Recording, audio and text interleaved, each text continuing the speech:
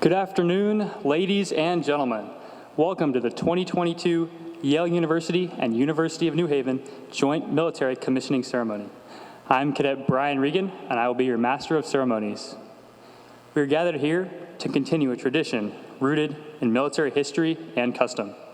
Today, 2 cadets commissioned as second lieutenants in the United States Army, 6 midshipmen commissioned as ensigns in the United States Navy, and 15 cadets commissioned as second lieutenants in the United States Air Force.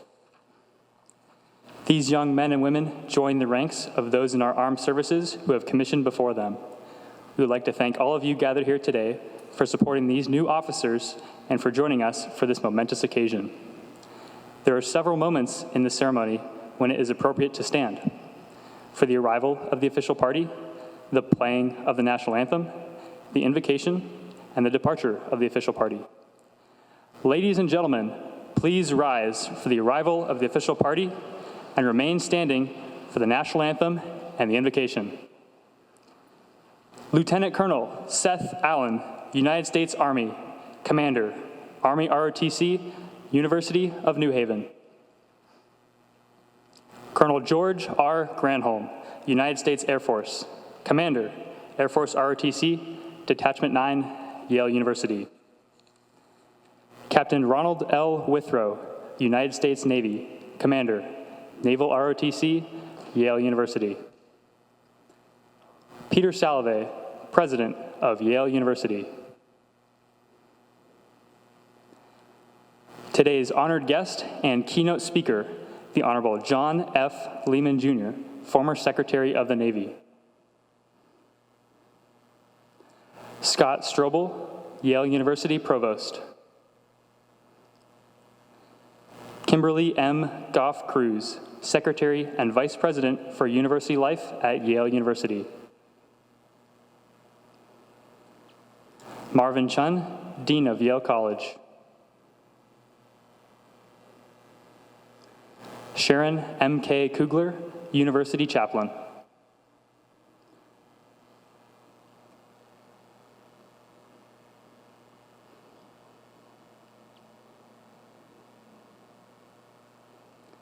Please remain standing for the national anthem.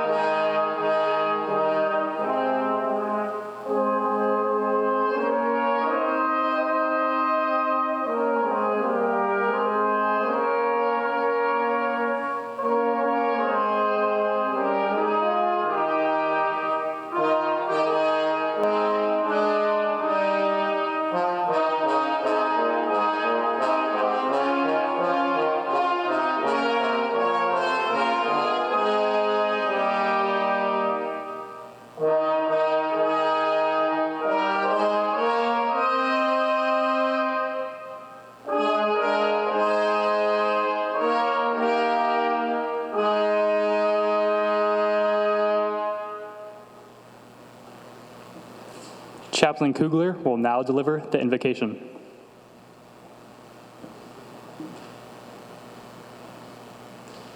I invite you to join me in the spirit of prayer. Almighty and loving God, it is you who calls us to our full humanity. May we feel embraced by your presence today as we accept a new and daunting responsibility. We understand this commissioning as both blessing and burden. Walk with us as we seek to be light in the darkness, striving to be generous, merciful, and just. Enable us to act morally and with boldness, to defend and foster the equality of a person, the hopes of a people, the justice of the ages. Gracious God, as we begin our lives as leaders, bestow upon us the spirit of wise judgment and courage, the spirit of good counsel and strength, the spirit of patient knowledge and reverence. Eternal God, may our greatest triumphs always be discovered as we walk in your light. May we, as your beloved children from many families of faith, continue to flourish. May we be ever inspired by the spirit of service on this day and all days. For this we say, Amen.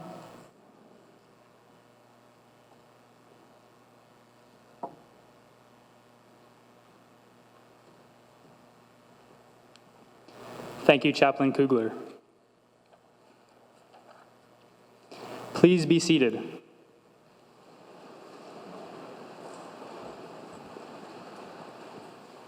Good afternoon, ladies and gentlemen, and welcome to the 2022 Joint Military Commissioning Ceremony.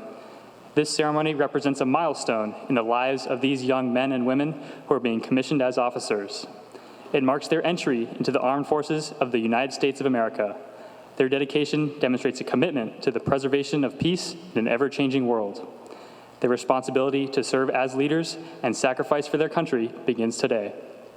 At this time, I would like to welcome Colonel George Granholm, Commander of Air Force ROTC at Yale University, to the podium.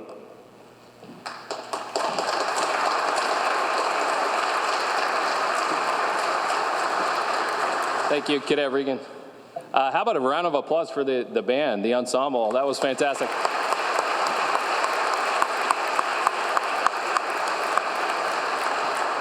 And that's Tom Duffy on the snare drum, in case you didn't see that.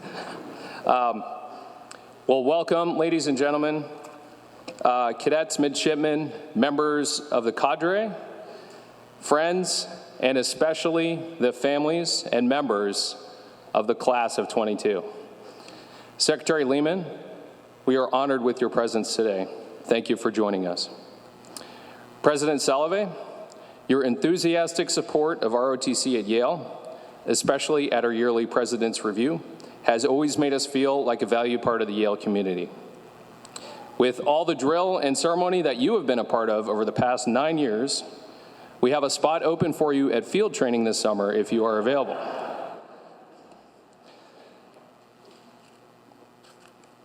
Secretary Goff Cruz, despite your numerous responsibilities, you always make time to show your support for our ROTC activities. Thank you for being here today. A warm welcome also to Provost Strobel, who I think is among the busiest of us today and this entire weekend. Thank you also for being here. Dean Chun, the Departments of Naval Science and Aerospace Studies are immensely grateful for your advocacy, kindness, and enthusiasm over the past 5 years. And I know you're really looking forward to getting back to your cognitive neuroscience laboratory, but we will definitely miss you at ROTC. Thank you. A warm welcome also to all the Yale deans, professors, and staff who are joining us today, and the members of the Yale Veterans Association and Yale Veterans Network. Thank you for all you do to support ROTC. We sincerely appreciate it. To our partners at Yale, Risa Sodi, George Levesque, and Jack Beecher, the success of ROTC in this, our 10th year back at Yale, can directly be attributed to your constant guidance and mentorship. Thank you. I'd also like to recognize today Professor Paul Kennedy, who is in attendance with us. Professor Kennedy is one of the 3 founders of the Brady Johnson Program in Grant Strategy and a chief advisor to our military studies curriculum here at Yale, along with John Gaddis and the late Charlie Hill. And I know that taking your class is one of the highlights of our cadets' ROTC experience. Finally, Chaplain Kugler, thank you for hosting us in these magnificent surroundings today. For those of you who have already perused today's program, you will have noticed insignias representing 3 of our armed services. We are truly privileged this year to be able to conduct a joint commissioning ceremony to honor our newest second lieutenants and ensigns in the United States Army, Navy, and Air Force. In a military context, the word joint refers to a team with members from multiple services. As I'm sure this audience is aware, our soldiers, sailors, Marines, airmen, and guardians are almost always employed in joint task forces, tailored for specific capabilities according to their assigned mission. And our ability to fight as a joint force is the result of decades of doctrinal refinement, hard lessons learned in combat, and intensive training with our sister services, partners, and allies.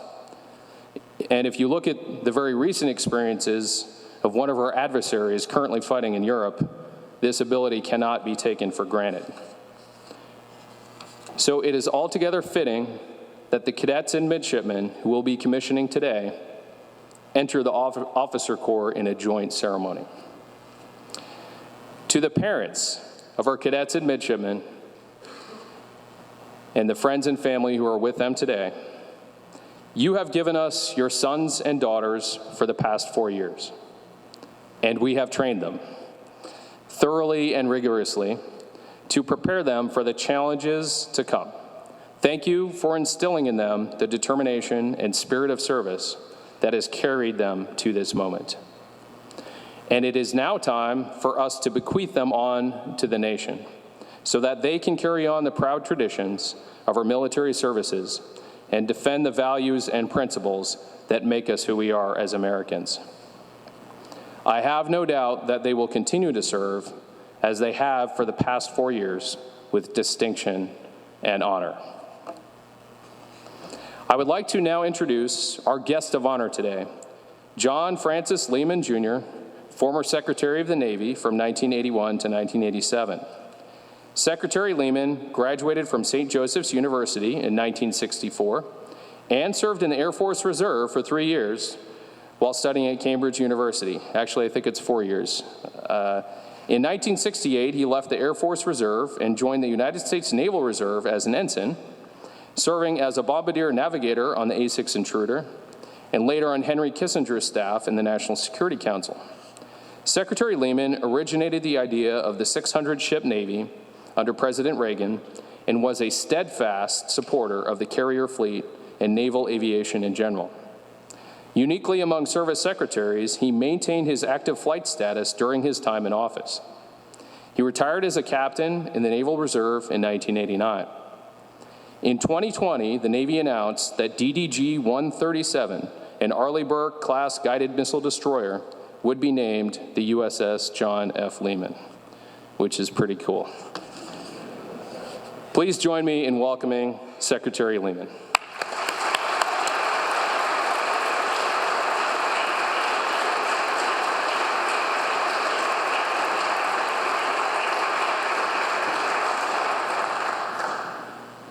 Thank you, Colonel, for reading that introduction that my mother wrote for you. I appreciate it. It's such a pleasure for me to be here back at Yale. Yale has such a special place with the United States Navy. There are more admirals graduated from Yale than any other institution except the Naval Academy.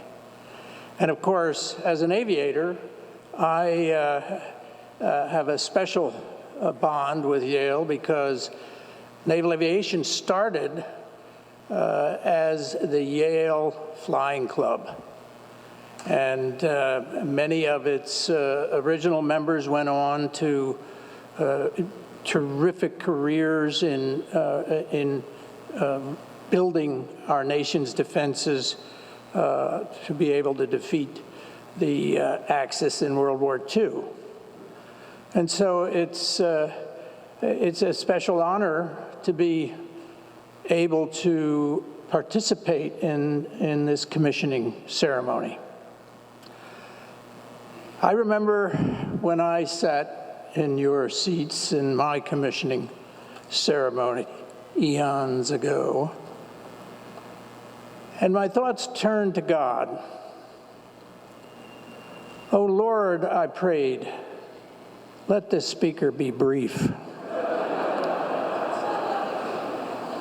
And so I will be brief.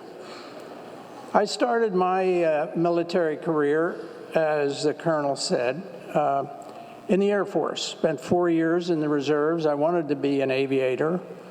And when I was at Cambridge, I drilled at Lakenheath Air Force Base, which is very close to Cambridge, and from which, in the 26th Tactical Fighter Wing, we joined the wing to the 6th Fleet to carry out the strikes against Libya.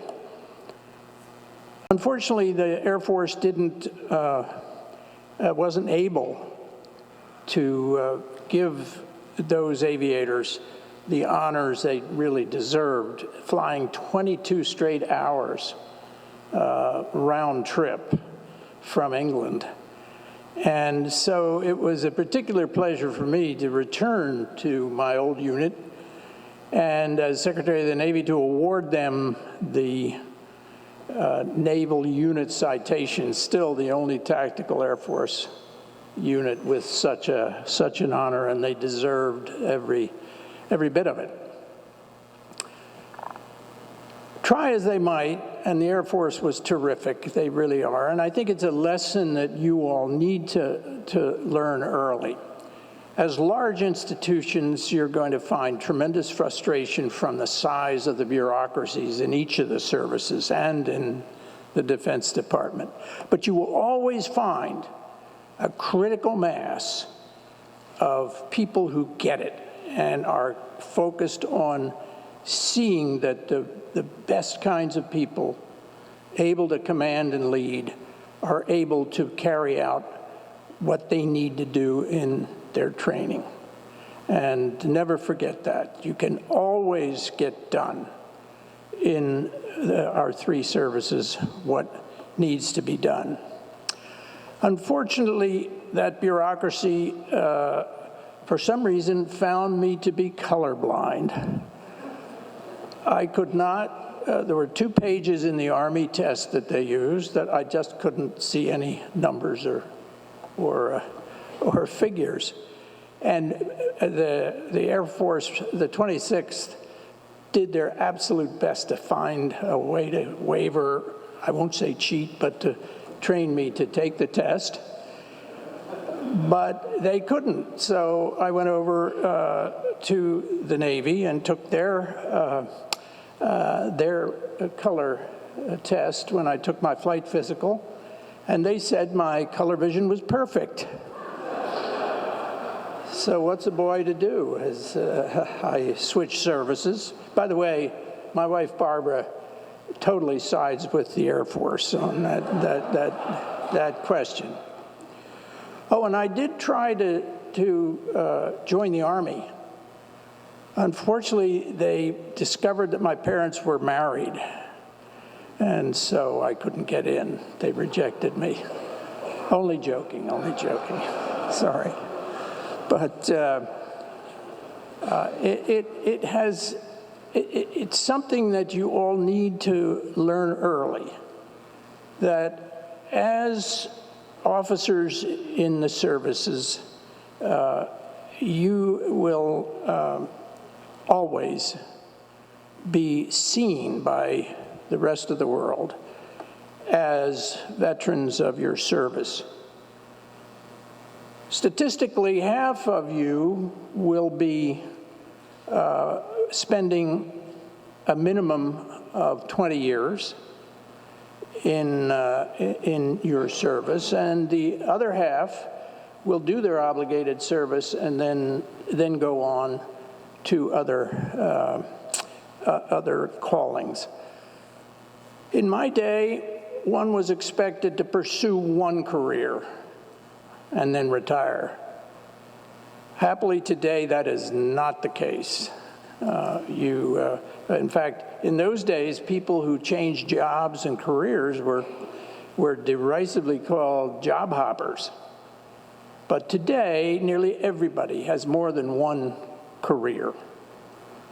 Day after tomorrow, my old boss and mentor, Henry Kissinger, will celebrate his 99th birthday.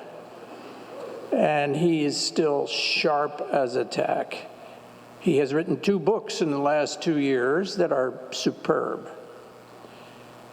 But after joining the Army, Henry had 5 careers, counting the Army.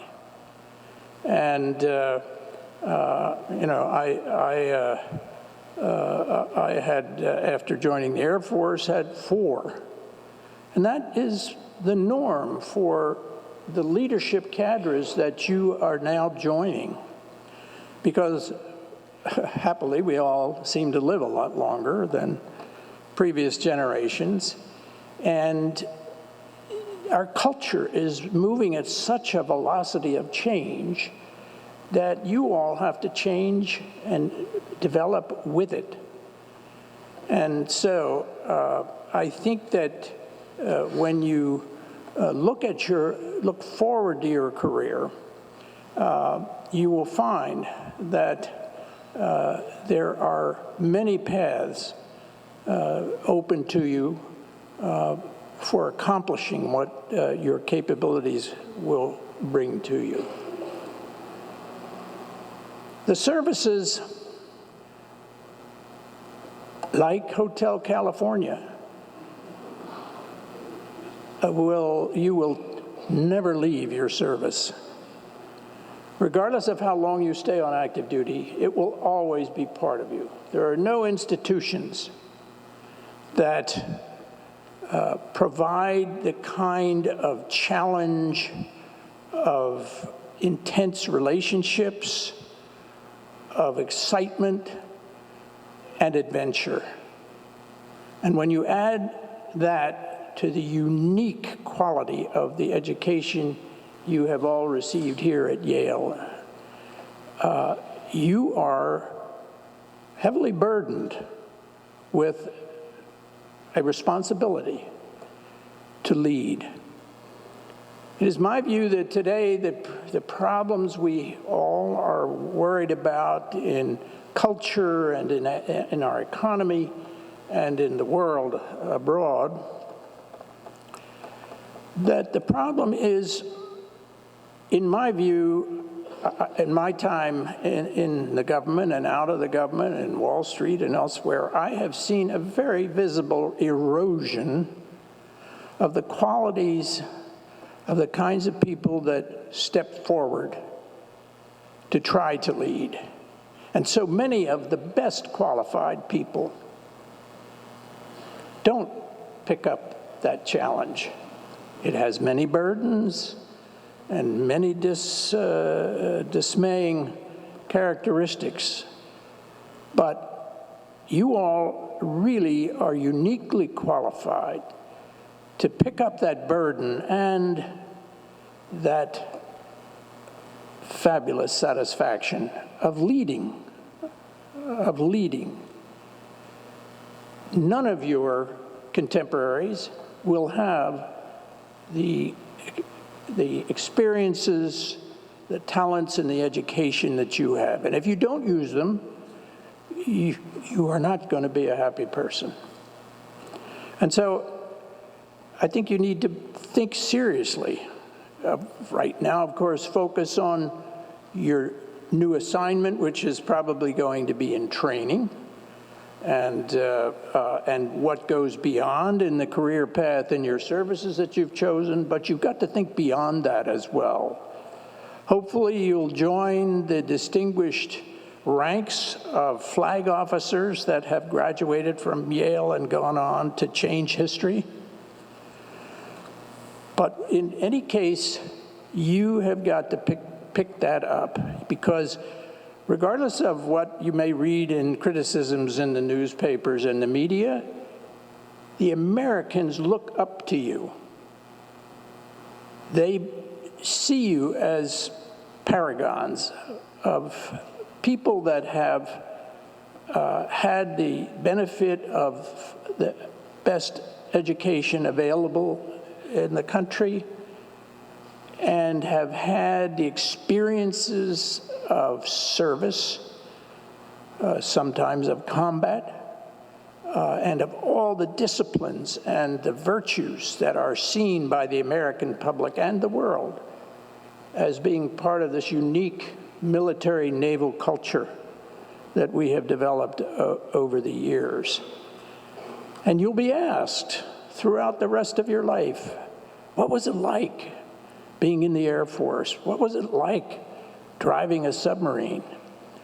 And they want to know, because they see this as something beyond what they were able to do. And that gives you an opportunity really to have influence on keeping this country and its culture and its economy on the right path forward. So don't miss it. And I would close by saying, in my fractured version, my favorite saying of Edmund Burke, all that is needed for evil to flourish is for the best men and women to do nothing. I know you won't do that. Thank you.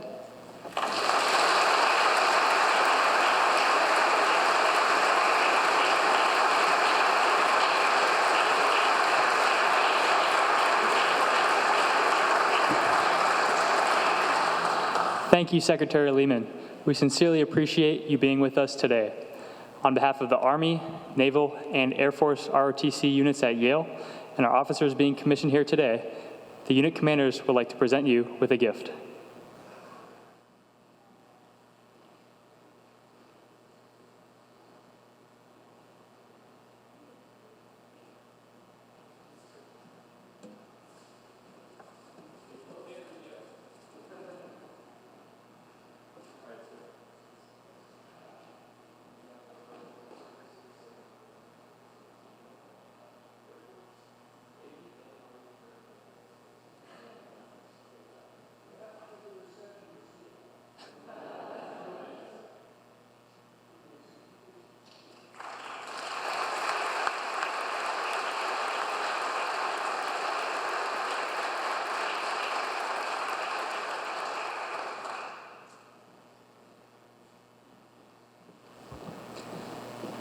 Cadets and midshipmen, please take your places on the stage.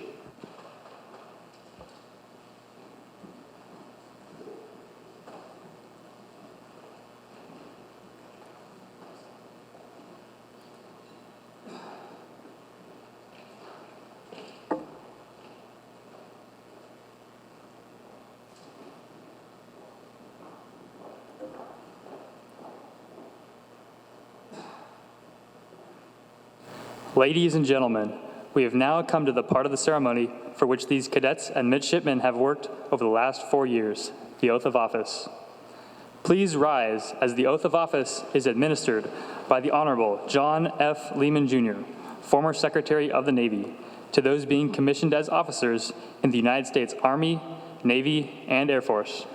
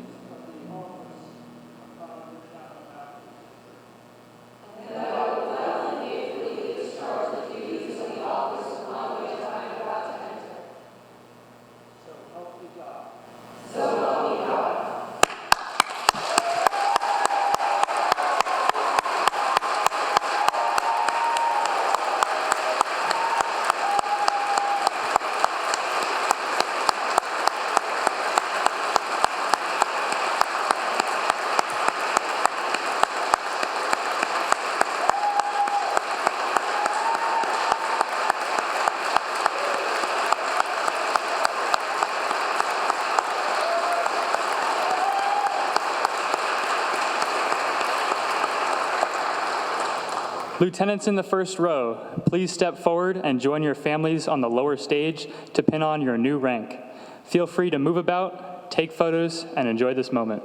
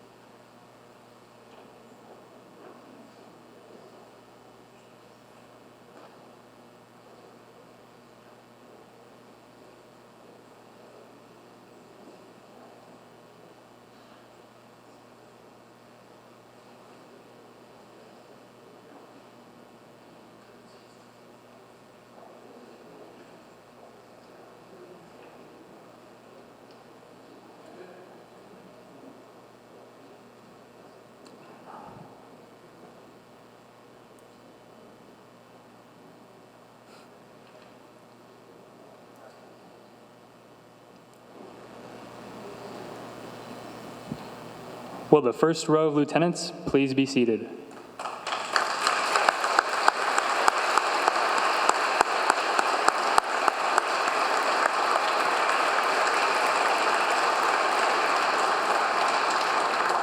Lieutenants in the second row, please step forward and join your families on the lower stage to pin on your new rank.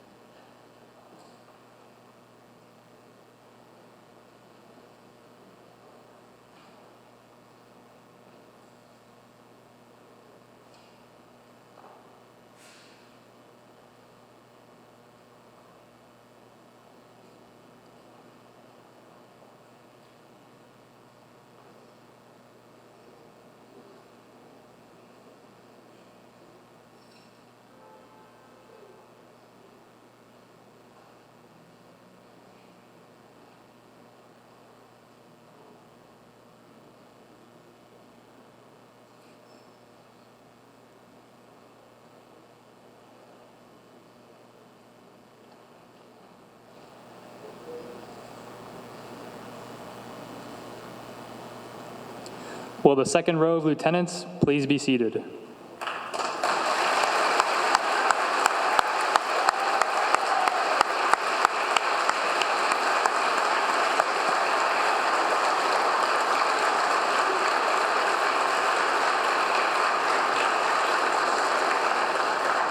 Ensigns and lieutenants in the third row, please step forward and join your families on the lower stage to pin on your new rank.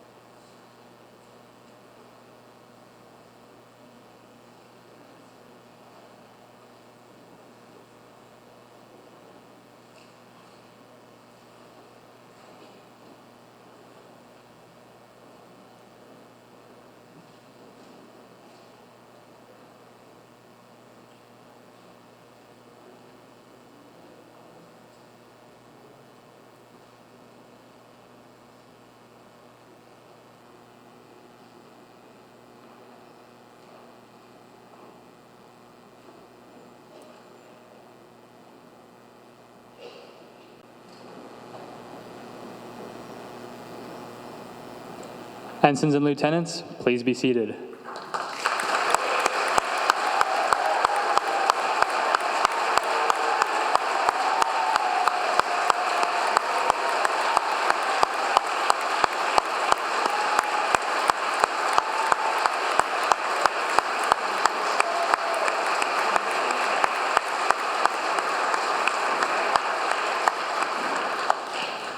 Ladies and gentlemen, please be seated.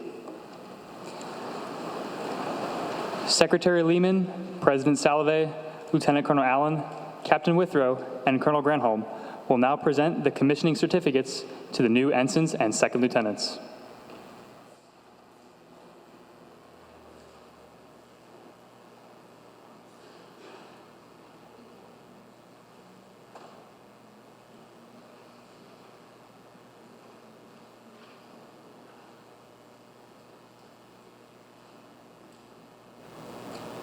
Second Lieutenant Rachel C. Blumenthal. Second Lieutenant Blumenthal is from Bayside, Wisconsin, and has graduated from Yale University with a degree in computer science. Second Lieutenant Blumenthal will attend Ordnance Basic Officer Leader Course and Explosive Ordnance Disposal Phase 1 training at Fort Lee, Virginia.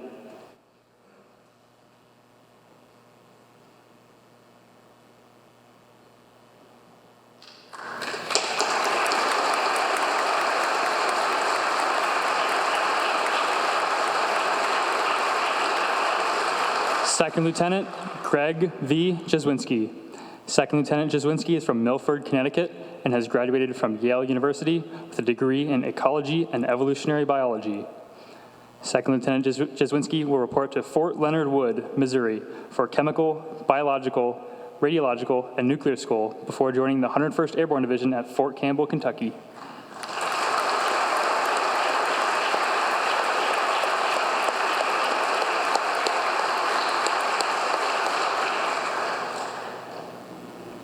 Ensign Cynthia J. Fremmett. Ensign Fremmett is from Glastonbury, Connecticut, and has graduated from the Yale University with a degree in chemistry. Ensign Fremmett will serve as a submarine warfare officer at Nuclear Power School in Charleston, South Carolina.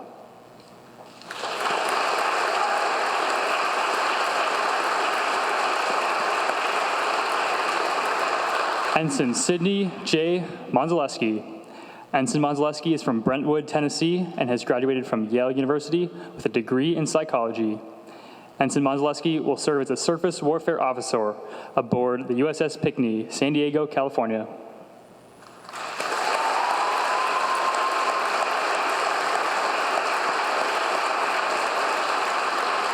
Ensign Olivia H. Plant. Ensign Plant is from Baltimore, Maryland, and has graduated from Yale University with a degree in biomedical engineering. Ensign Plant will serve as a student naval flight officer at Naval Air Station, Pensacola, Florida.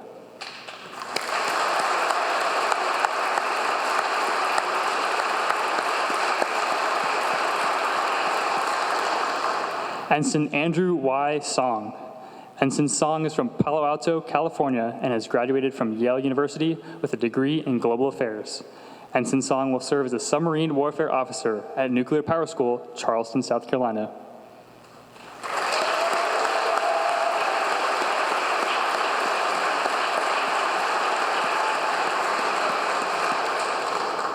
Ensign Malin D. Sorensen. Ensign Sorensen is from New York, New York, and has graduated from Yale University with a degree in history. Ensign Sorensen will serve as a student naval aviator at Naval Air Station, Pensacola, Florida. Ensign Sorensen has been designated the Distinguished Midshipman Graduate for Yale University and ROTC.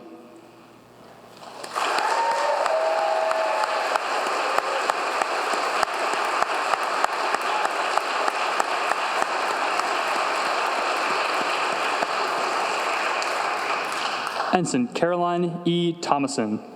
Ensign Thomason is from Clayton, Missouri, and has graduated Yale University with degrees in economics and political science.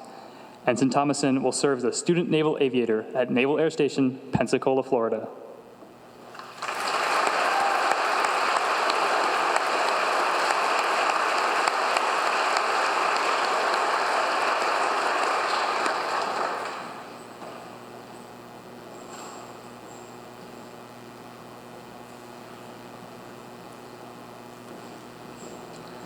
Second Lieutenant Miramar Callisto. Second Lieutenant Callisto is from Lima, Peru, and has graduated from Yale University with degrees in political science and Russian. Second Lieutenant Callisto will serve as an intelligence officer at Goodfellow Air Force Base, Texas.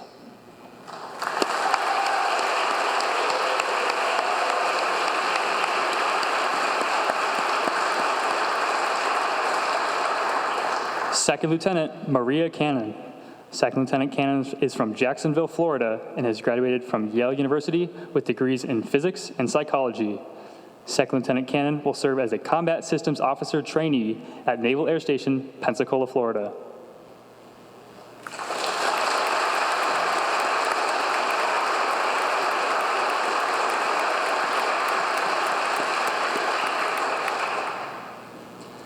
Second Lieutenant Dominic E. DeFazio. Second Lieutenant DeFazio is from Brussels, Belgium, and has graduated from Yale University with a degree in mechanical engineering. Second Lieutenant DeFazio will attend the graduate program of aeronautics and astronautics at Purdue University, after which he will serve as a pilot trainee at Euro-NATO Joint Jet Pilot Training at Shepherd Air Force Base, Texas. Lieutenant DeFazio has been designated an Air Force ROTC Distinguished Graduate, a distinction earned by the top 10% of cadets across the ROTC enterprise.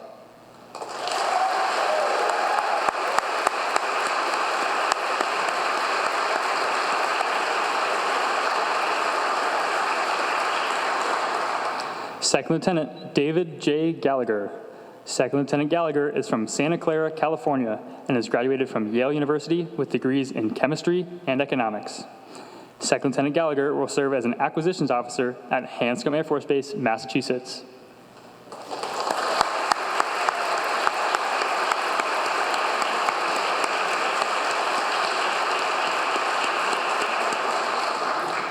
Second Lieutenant Emily Heller. Second Lieutenant Heller is from Whitesboro, New York, and has graduated from the University of New Haven with a degree in forensic science. Second Lieutenant Heller will serve as an intelligence officer at Goodfellow Air Force Base, Texas.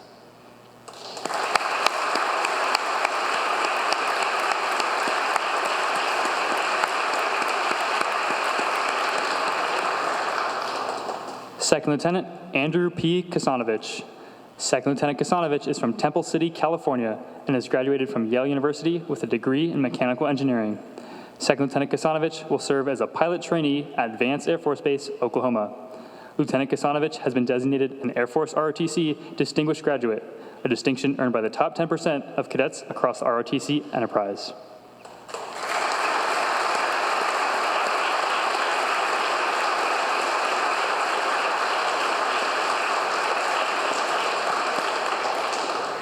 Second Lieutenant Carson J. Mossick.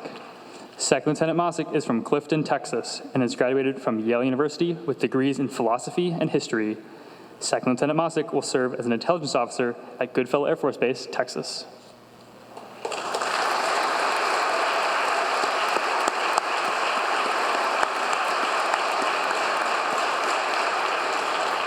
Second Lieutenant Michael Muhammad. Second Lieutenant Muhammad is from New York, New York, and has graduated from the University of New Haven with a degree in criminal justice. Second Lieutenant Muhammad will serve as an Air Battle Manager trainee at Tyndall Air Force Base, Florida.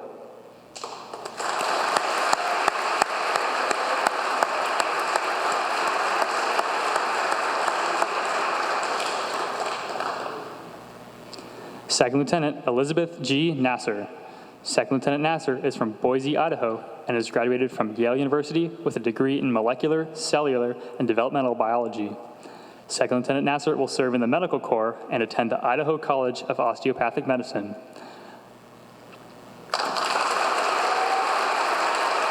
Lieutenant Nasser has been designated an Air Force ROTC Distinguished Graduate, a distinction earned by the top 10% of cadets across the ROTC enterprise.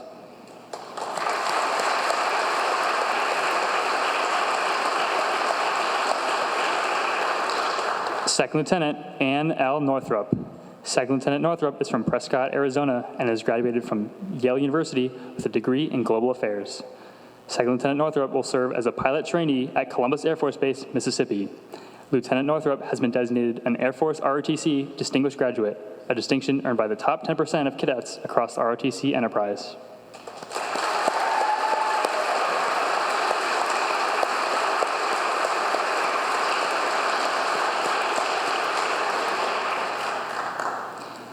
Second Lieutenant Shannon M. Palm. Second Lieutenant Palm is from Guilford, Connecticut, and has graduated from Quinnipiac University School of Law with a Juris Doctorate. Second Lieutenant Palm will serve as a judge advocate at Maxwell Air Force Base, Alabama.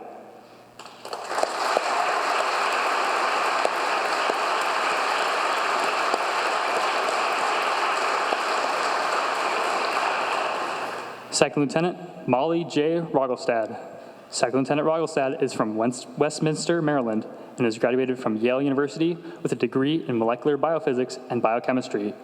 Second Lieutenant Rogelstad will serve in the Dental Corps and attend Columbia University.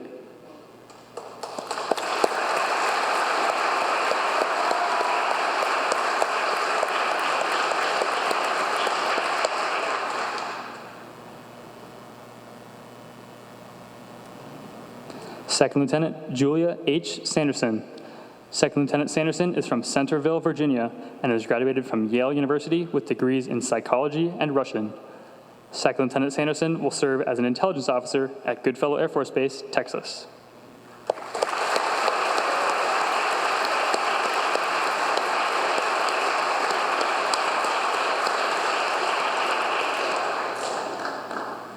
Second Lieutenant Matthew B. Schneider. Second Lieutenant Schneider is from Raleigh, North Carolina, and has graduated from Yale University with a degree in physics. Second Lieutenant Schneider will serve as a pilot trainee at Laughlin Air Force Base, Texas.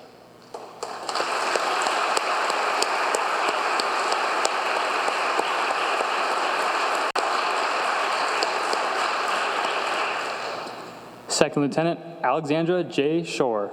Second Lieutenant Shore is from Washington, D.C., and has graduated from Yale University with a degree in chemistry. Second Lieutenant Shore will serve as an acquisitions officer at Hanscom Air Force Base, Massachusetts.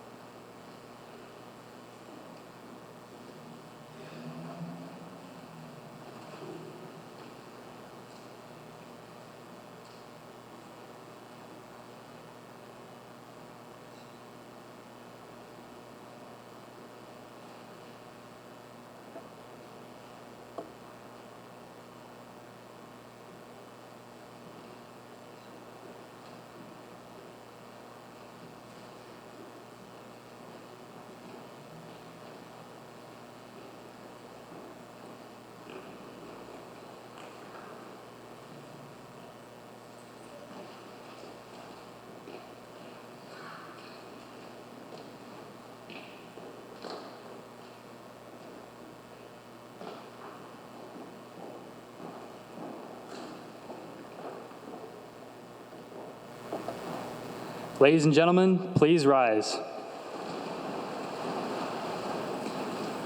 I present to you the newest ensigns and second lieutenants of our United States Armed Forces.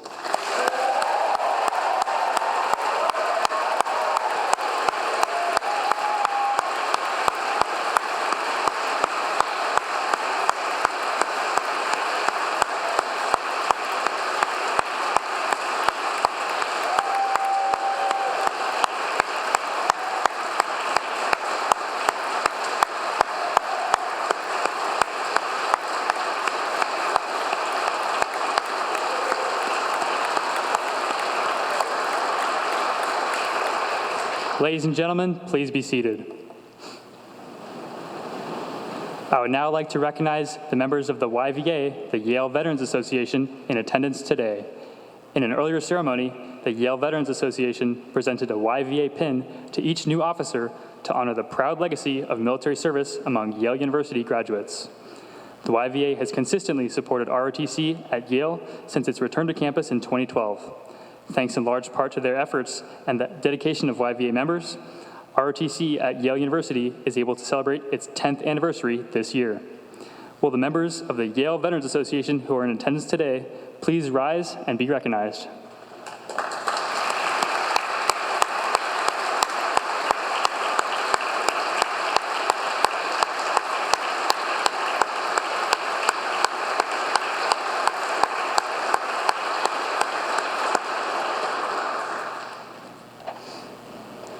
Ladies and gentlemen, please rise for the playing of the Army, Navy, and Air Force service songs.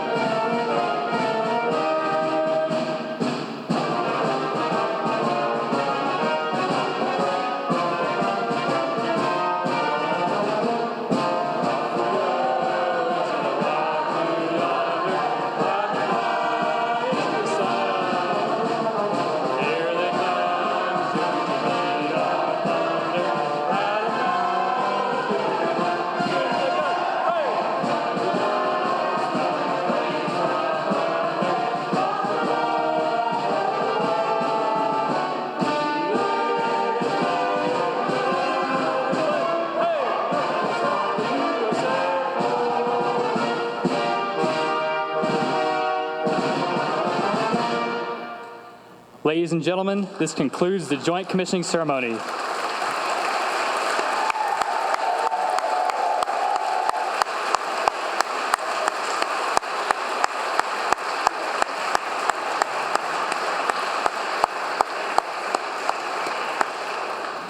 You are all cordially invited to a reception at Beinecke Plaza immediately following the ceremony. Please remain standing for the departure of the official party and the United States military's newest ensigns and second lieutenants.